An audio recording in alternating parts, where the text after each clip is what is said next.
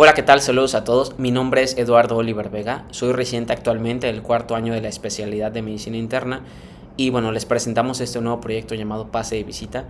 Es un canal hecho por residentes, para residentes, médicos generales, estudiantes de medicina o cualquier persona que tenga interés en informarse sobre las diversas enfermedades que se encuentran en nuestro medio. La intención es informar basado en evidencia médica reciente, guías mexicanas y guías internacionales de la más alta calidad. Vamos a empezar con el tema correspondiente al día de hoy, que es hemorragia digestiva alta. Dentro de la agenda propuesta, vamos a empezar definiendo lo que es la enfermedad, cuáles son las causas por las cuales se produce, cómo se clasifica, la epidemiología, números, fisiopatología, por qué se desarrolla la enfermedad, cuáles son las manifestaciones clínicas con las cuales se puede presentar nuestro paciente, especialmente en el área de urgencias, que es usualmente en nuestra área de primer contacto. El diagnóstico, el tratamiento, la pregunta del millón que nos hacemos, ¿no? ¿Cuándo puedo darle yo de comer a un paciente que se presenta con hemorragia digestiva? Medidas de prevención y conclusiones finales. Tenemos que entender que la hemorragia digestiva alta es una emergencia médica. Y si nosotros entendemos que es una emergencia médica, podemos darle la importancia de lo que es, ¿no? Sabemos que la toma de decisiones, el tiempo y el juicio médico ejercen un papel fundamental, esto con el fin de evitar complicaciones para el paciente. También representa la causa más común de internamiento por causa digestiva en la mayoría de los países, y la definición como tal es cualquier tipo de sangrado gastrointestinal que sea por arriba del ligamento de Treitz. De este lado a la derecha tenemos la imagen, ¿no?, de lo que es el ligamento de Treitz, que es una banda fibromuscular que va a conectar el pilar derecho diafragmático con la flexura duodeno-yeyunal que tenemos aquí en la parte inferior. También tenemos que saber que la hemorragia digestiva alta incluye a todo sangrado que esté provocado a nivel esofágico, en el estómago o en el duodeno proximal. Dentro de la clasificación la podemos a su vez subclasificar dependiendo del origen, esto es topográficamente, en hemorragia digestiva alta, aquella que está por arriba del ligamento, hemorragia digestiva baja, todo lo que está por debajo del ligamento de Treitz, y la hemorragia de origen oscuro, ¿no?, que es aquella en la cual no logramos dilucidar el origen, ¿no?, si es por arriba o por debajo del ligamento de Treitz. También podemos clasificarla dependiendo de la magnitud estimada de sangrado como leve, aquella que representa menos del 10% del volumen circulatorio total, moderada entre 10 y 20% y severa más del 20% de la volemia total del paciente. También podemos clasificarla por temporalidad en aguda y crónica, y aquí no es que exista como tal un número de horas o días para decir, ok, el paciente ya tiene una hemorragia crónica porque ya tiene 3 días, no, sino más bien está hecha para clasificar a aquellos pacientes que tienen una hemorragia silente, que tenemos el paciente ya con meses, con pérdidas sanguíneas o una prueba de sangre oculta en heces positivas, y bueno, ya sabemos que este paciente tiene mucho tiempo con hemorragia, podemos asumir que es una hemorragia ya crónica. También podemos clasificarla en origen no varicial y varicial. Dentro de las no variciales tenemos la principal causa de sangrado, que es la úlcera péptica. También tenemos desgarros hechos por esfuerzo por el paciente, por ejemplo, en un vómito, ¿no? Puede provocar desgarro esofágico, y esto es un desgarro de Mallory-Weiss que provoca también o simula, o más bien, de hecho es un sangrado digestivo alto. También tenemos malformaciones o lesiones arteriovenosas, lo que es una lesión de la foie, y malignidades, que cada vez lamentablemente son más y más frecuentes. También tenemos causas variciales, y las principales, tenemos las varices esofágicas, las varices gástricas, y pacientes que ya tienen alguna hepatopatía crónica ya desarrollada y diagnosticada, estos pueden desarrollar gastropatía portal hipertensiva y a su vez desarrollar varices y sangrado. Dentro de la epidemiología, ya entrando a los números, primero tenemos que saber que la causa más común de hemorragia digestiva no varicial es y sigue siendo la úlcera péptica. Lo vamos a ver un poquito más adelante en unas gráficas. Lamentablemente en nuestro país, en México, no contamos con estudios epidemiológicos reportados, no conocemos como tal la estadística de esta enfermedad, pero sí sabemos que a nivel mundial tiene una incidencia de 100 por cada 100,000 habitantes, ¿no? Y lamentablemente la mortalidad que sigue siendo todavía elevada, hasta el 10% de los pacientes. Dentro de la epidemiología, y bueno, aquí este es un artículo publicado en el 2021, que es una corte que se realizó en 10 años de forma retrospectiva y que comprendió a 5.691 pacientes, ¿no? Tenemos de este lado, pues se estudiaron a estos pacientes y bueno, lo primero es por qué sangraron estas personas, ¿no?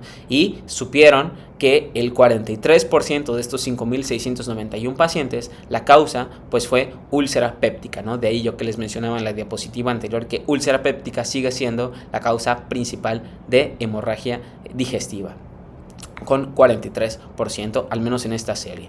¿Qué sigue? Pues bueno, 27% gastritis duodenitis, 8% varices esofágicas y por acá abajo lo que les mencionaba, las malignidades que ya cada vez más y más las vemos más frecuentes en esta serie de pacientes, 3% fue sangrado por malignidad.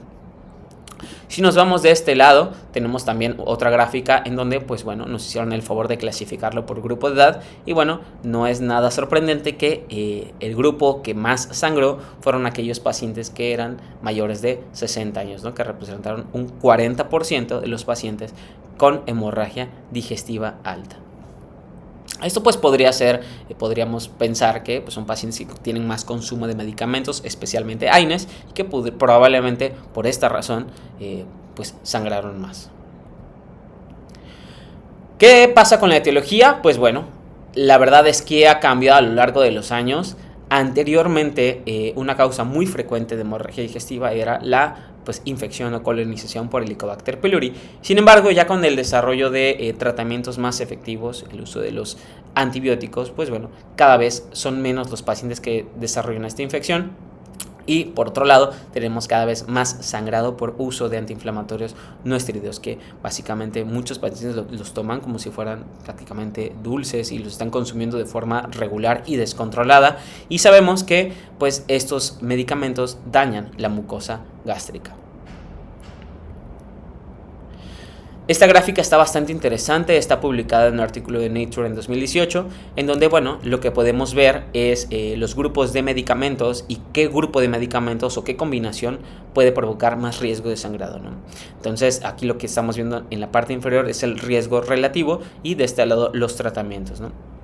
Tenemos nuestro grupo de control y referencia, que es aquel paciente que no tiene ningún uso de medicamentos con un riesgo relativo de 1, ¿no? Y vamos viendo cómo pues, se va incrementando el riesgo relativo, recordando o más bien viendo y analizando que el grupo, al menos en esta serie de estudios que compararon, que más tuvo riesgo de sangrado fue el grupo de pacientes que combinaron AINES con corticosteroides, con un riesgo relativo en la parte inferior de 13. Esto quiere decir que la combinación de uso de AINES más corticosteroides provoca 13 veces más probabilidad de sangrado, a diferencia del paciente que no consume ningún tipo de medicamentos, ¿no? Entonces, así es como lo podemos interpretar. Dentro de la fisiopatología, pues es importante entender que existen agentes agresores externos y nuestros agresores de forma natural.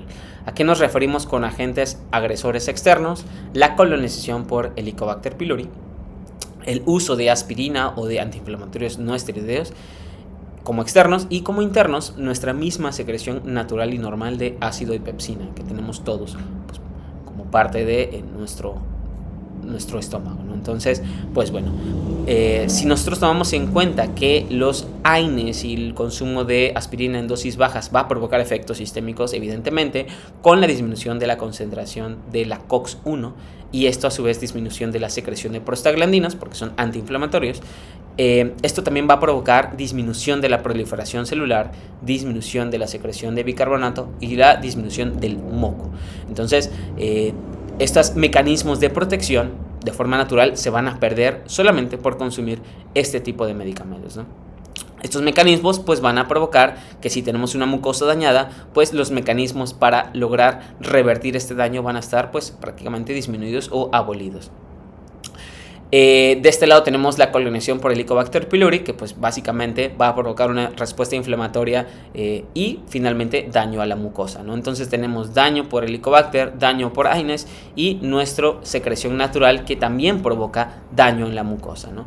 Esta mucosa dañada va a empezarse a adelgazar y adelgazar de forma pues progresiva hasta que básicamente entre en contacto estos mecanismos agresores, especialmente el ácido y la pepsina, con los vasos que están recorriendo justo por debajo de la mucosa. Este contacto directo del agresor con los vasos sanguíneos provocará ruptura del vaso y sangrado, de ahí que pues, se produce la hemorragia digestiva. Ahora, algo muy importante, y es lo que les mencionaba del uso de los inhibidores de bomba de protones, se sabe y se ha visto que la disminución del pH gástrico disminuye la trombosis, ¿no? Provoca inhibición de la trombosis y esto va a perpetuar el sangrado, ¿no? Entonces, de ahí que parte importante del tratamiento es darles sus inhibidores de bomba de protones a los pacientes. De este lado tenemos un poquito más explicado lo que les mencionaba anteriormente y es básicamente cómo un pH de 7.4 provocará un porcentaje de agregación plaquetaria de más o menos un 70%, que es lo esperado y lo normal.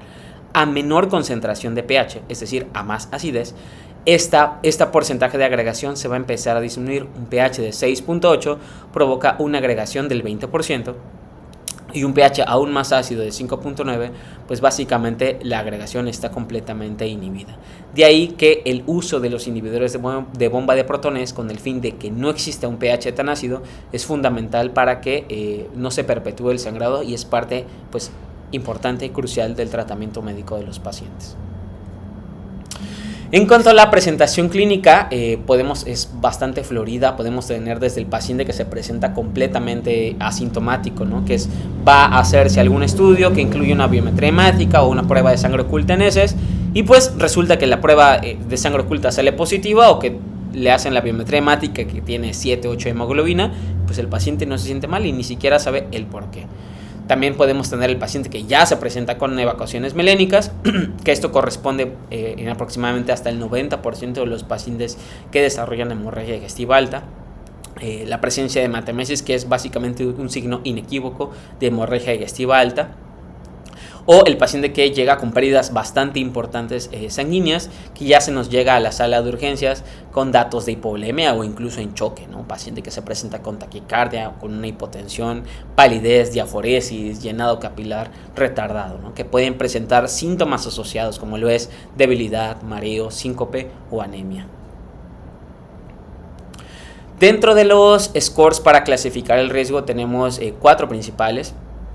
El primero y el más conocido pues es el Glasgow-Blatchford de toda la vida, que ya pues, lo manejamos y pues que nos ayuda a la toma de decisiones de qué paciente requiere hospitalizarse, qué paciente se puede manejar ambulatorio, qué paciente requiere una endoscopía. Eso es básicamente la utilidad del Glasgow-Blatchford.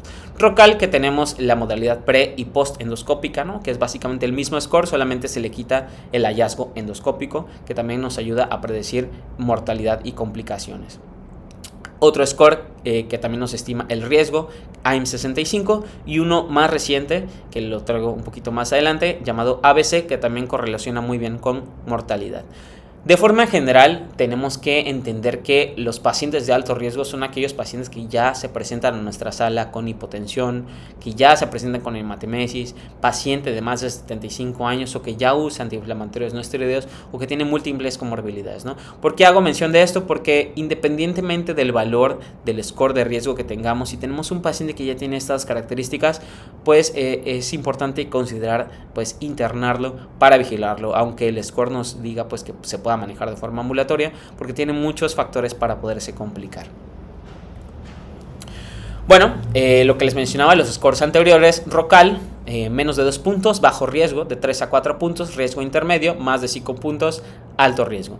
El score un poquito más reciente, llamado ABC, que también nos estima el riesgo, menos de 3, bajo, de 4 a 7, riesgo intermedio, más de 8, alto riesgo.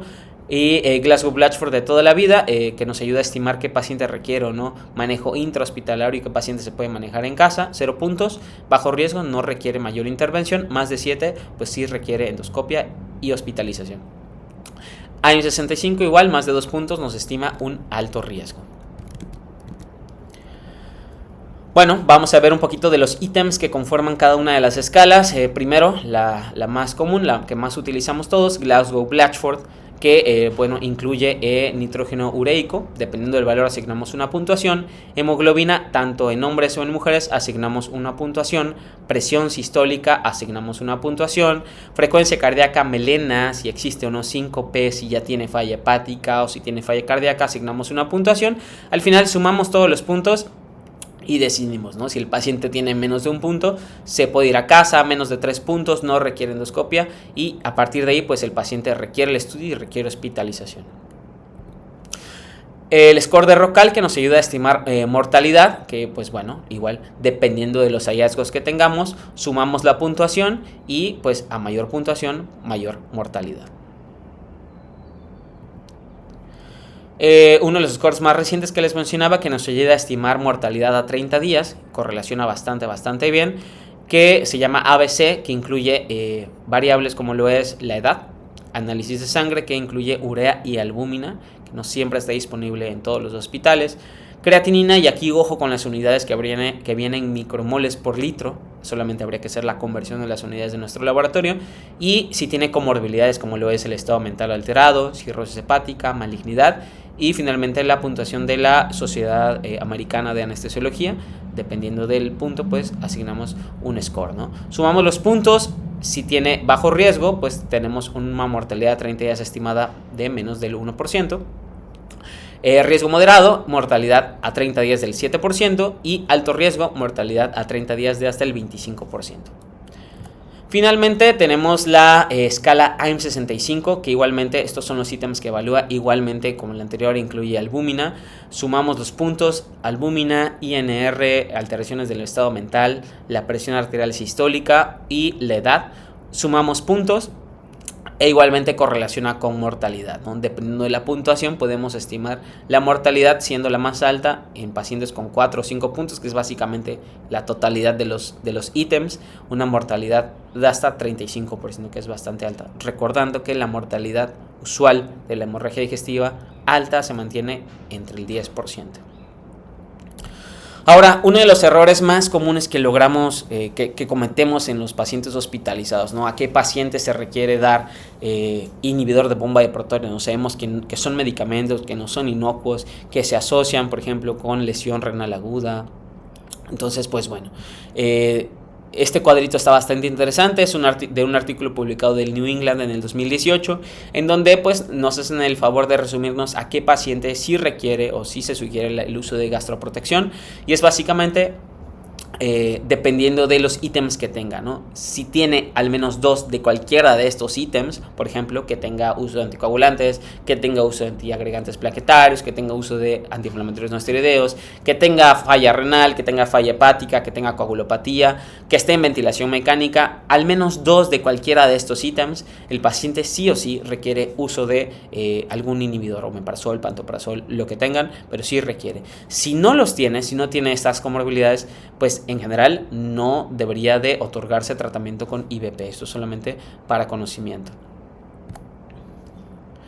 Bueno, ahora llegamos a la parte importante, ¿no? El diagnóstico, ¿no? Y aquí tenemos que entender que la endoscopía es fundamental para identificar la fuente del sangrado, y esta nos va a permitir clasificarla según una escala, que es la escala de Forrest, que ya conocemos.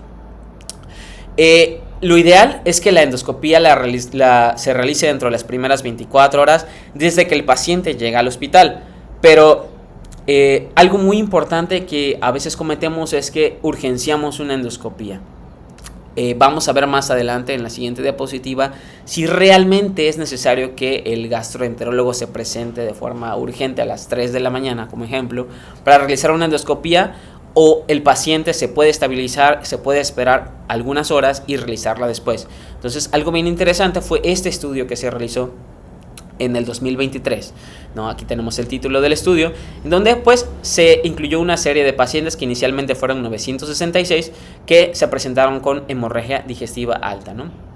Entonces, estos los clasificaron en 2 grupos: aquellos pacientes que requerían endoscopía urgente, o sea, en las primeras 6 horas, y pacientes que podría ser electiva después de las primeras 6 horas, ¿no? Aquí de 966 lo dividieron en 2 grupos como urgente con 805 y electiva 161. Ahora bien, se fueron excluyendo pacientes. En la endoscopía urgente excluimos a aquellos pacientes que ya se les hizo endoscopía y que la endoscopía pues no demostró evidencia de hemorragia digestiva alta. Entonces de 805 le quitamos 139 y nos quedan 666. Ahora bien, estos pacientes se les dio seguimiento durante 30 días y aquellos pacientes que ya se perdieron del seguimiento pues se quitaron del estudio, que fueron 176. Entonces de nuestra muestra de 666 nos quedamos finalmente con 490 pacientes. Del brazo del otro lado de la endoscopía electiva, o sea después de las 6 horas, tenemos 161. Se les hizo la primera endoscopía, no hubo evidencia de hemorragia digestiva alta en 48 pacientes, nos quedamos con 113 pacientes y bueno, se les dio seguimiento por 30 días, se perdieron esos 30 días del seguimiento y nos quedamos con una muestra final de 82 pacientes, ¿no? Entonces fueron grupo de 490 pacientes de endoscopía urgente y 82 pacientes de endoscopía electiva. Vamos a ver los hallazgos muy interesantes. Estas son las características del grupo, vamos a verlas de forma general. Tenemos, bueno, la edad en la endoscopia urgente, 63 promedio, 62 promedio, la P estadísticamente no significativa, 0.87, grupos bastante homogéneos, al menos en edad. Vamos a ver más adelante. Sexo masculino 312 versus 54, que representa 63% y 65%. P no, estadísticamente no significativa, bastante homogéneos. Comorbilidades bastante similares. Bueno, aquí 135 pacientes que representaron 27% de nuestra muestra de la endoscopia urgente con diabetes y 25 que representaron el 30% de nuestros pacientes con endoscopia electiva, ¿no?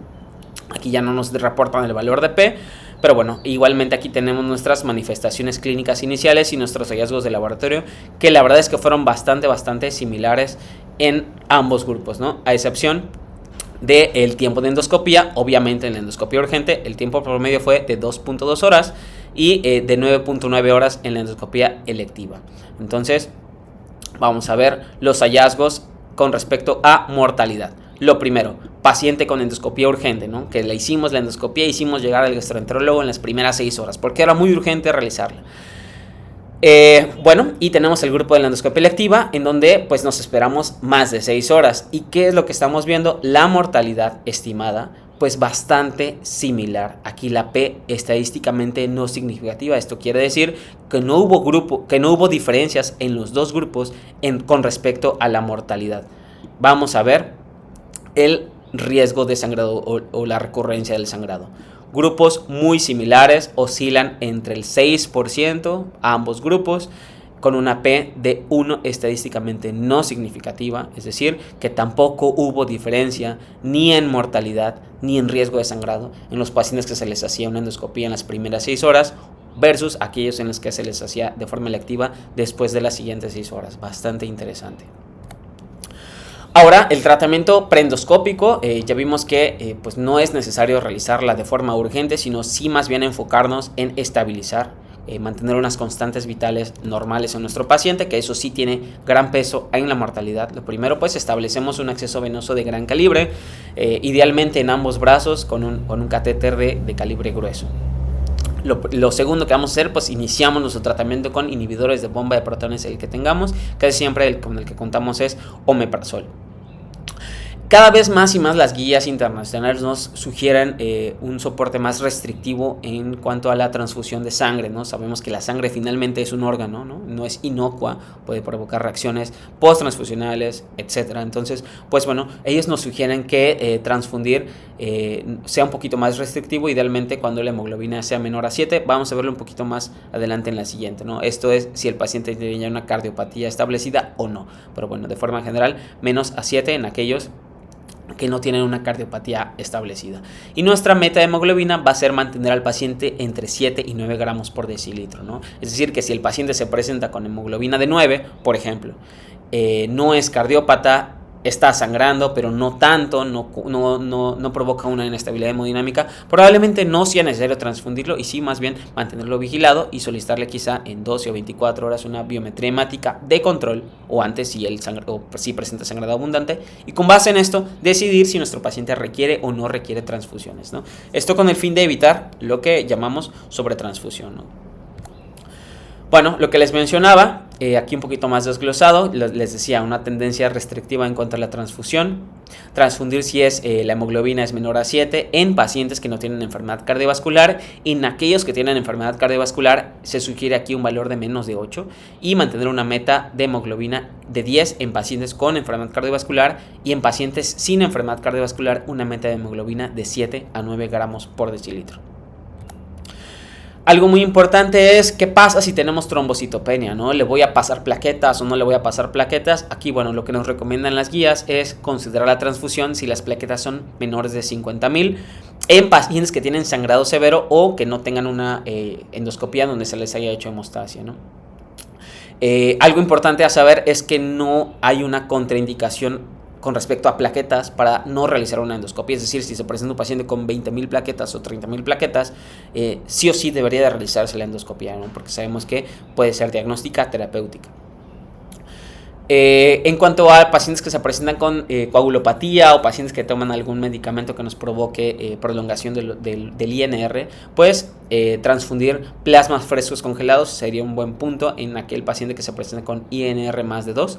Y bueno, como sugerencia, se sugiere un INR menos de 2.5 para realizar una endoscopia, sí sabiendo que tampoco existe un valor como tal para no realizarla, ¿no? Entonces, son sugerencias con el fin de evitar complicaciones en los pacientes. ¿Qué hay del uso de ácido tranexámico o análogos de la somatostatina? Lo cierto es que la evidencia sugiere que no se deben de usar de forma rutinaria.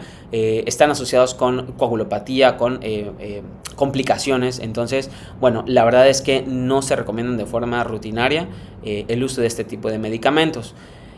Algo importante es el uso de la eritromicina porque funciona como tiene un efecto procinético, ayuda a visualizar un poco mejor la mucosa gástrica, se puede administrar de 30 a 120 minutos antes de la endoscopía en pacientes con sangrado severo, ¿no? Pues aquel paciente que probablemente ingrese el gastroenterólogo a la cámara gástrica y con tanta sangre pues no pueda visualizar nada. El uso de este medicamento en dosis de 3 miligramos por kilo de forma intravenosa para 30 minutos mejora un poco la visualización del endoscopio.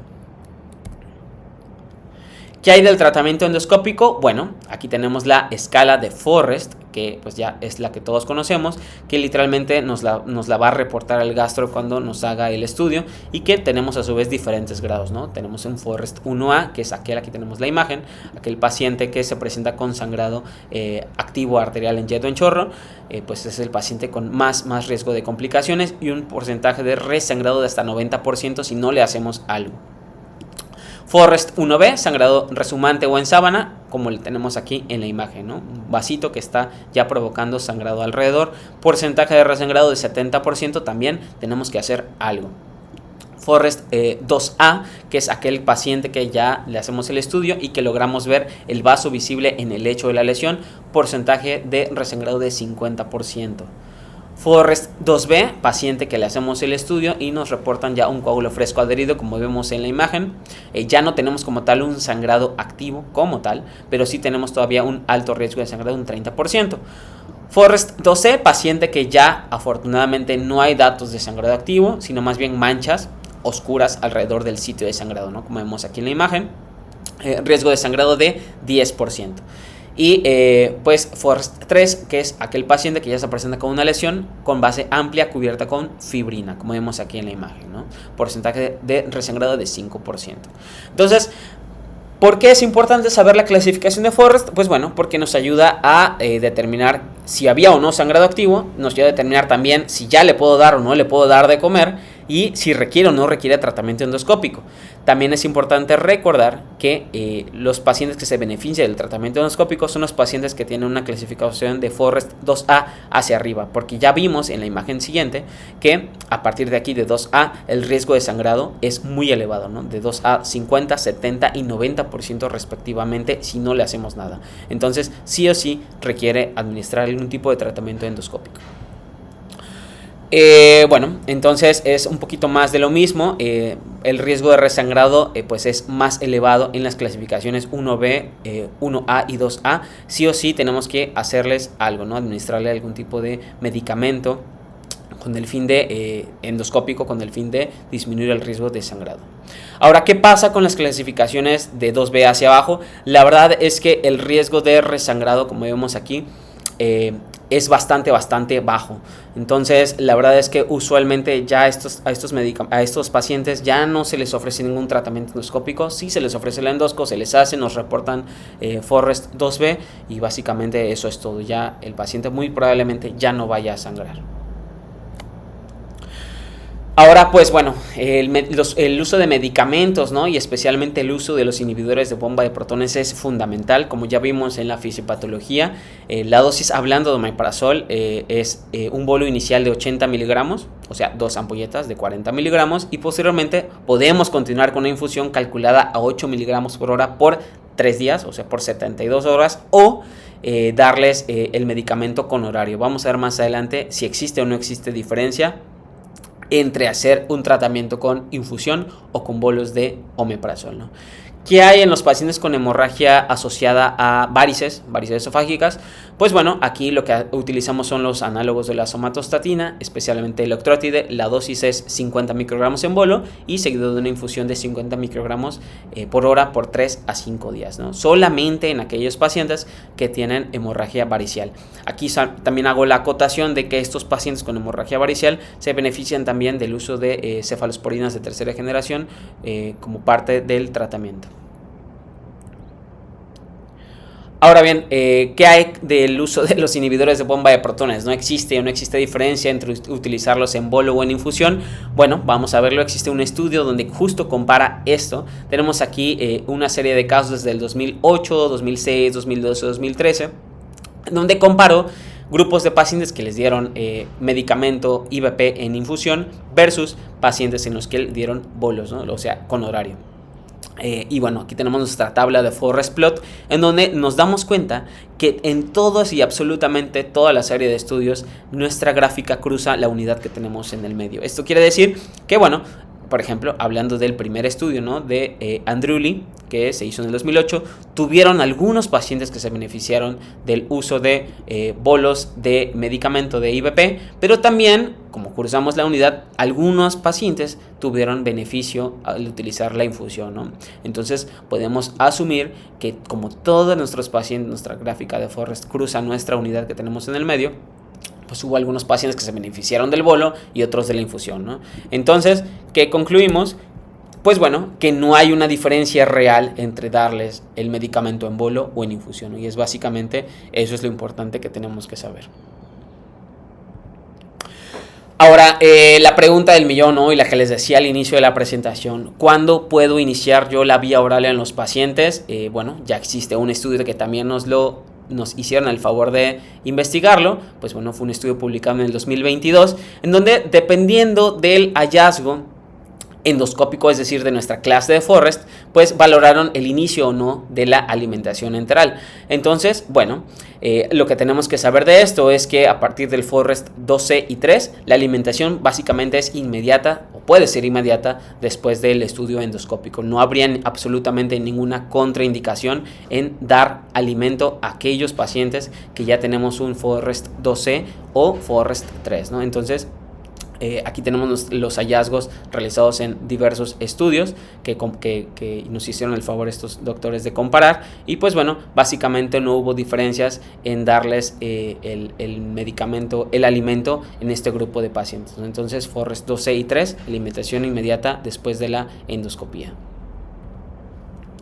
En cuanto a las medidas de prevención, es importante recordar que prevenir el sangrado es la mejor estrategia terapéutica, ¿no? Por ejemplo, si tenemos un paciente que se presenta a la consulta con el uso de antiinflamatorios no esteroideos porque tiene dolor crónico, probablemente sea conveniente empezar a disminuir este grupo de medicamentos, pasarlos por algún medicamento que tenga menor riesgo de sangrado, explicarle al paciente, porque muchas veces no lo saben, que esos medicamentos, los AINES, están asociados al daño de la mucosa gástrica y a más riesgo de sangrado. Entonces, intentar modificar este tipo de pacientes para disminuir el riesgo de sangrado, ¿no?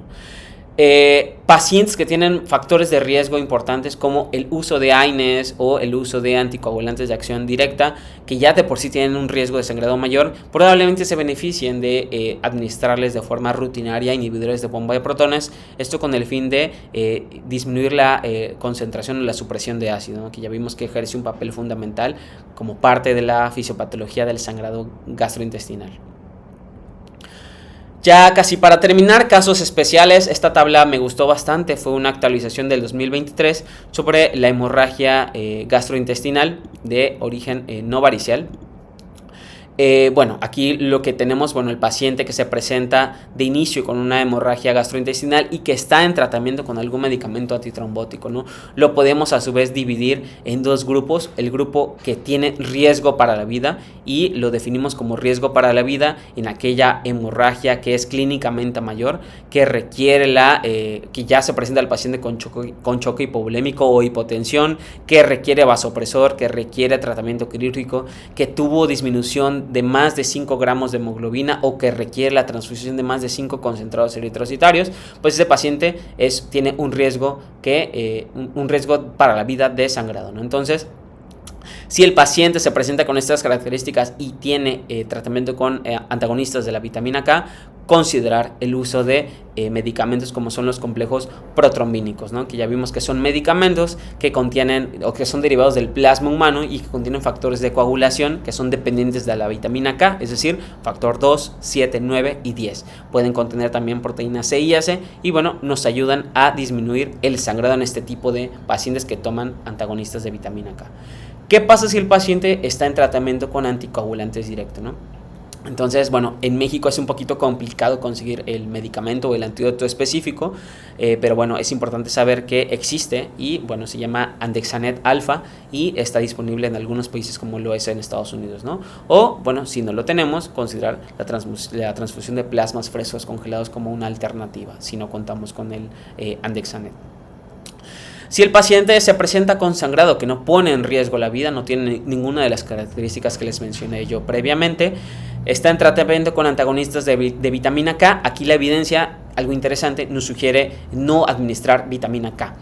¿Por qué? Porque se ha visto que el efecto de la vitamina K el efecto pico sucede entre las primeras 24 y 48 horas, es decir, ya cuando el paciente muy probablemente se estabilizó, recordamos que es un paciente que no tiene riesgo para la vida. Entonces, en realidad no hay beneficio en administrar vitamina K a este tipo de pacientes.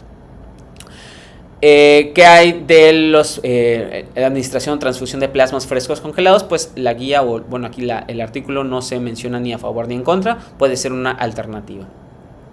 ¿Qué hay del paciente que toma algún anticoagulante de acción directa? Aquí, bueno, aquí el paciente la guía nos recomienda en contra de administrar plasmas frescos congelados o medicamentos antídotos específicos como lo es el Andexanet, ¿no? Recordamos que el paciente pues no está en peligro para la vida, pues no es necesario administrar ningún tipo de este medicamento. ¿Qué hay del paciente que se presenta con hemorragia digestiva alta, que está con tratamiento antiplaquetario porque ya tuvo un evento cardiovascular y está en prevención secundaria? Es decir, ya tuvo el evento y no queremos que le vuelva a suceder.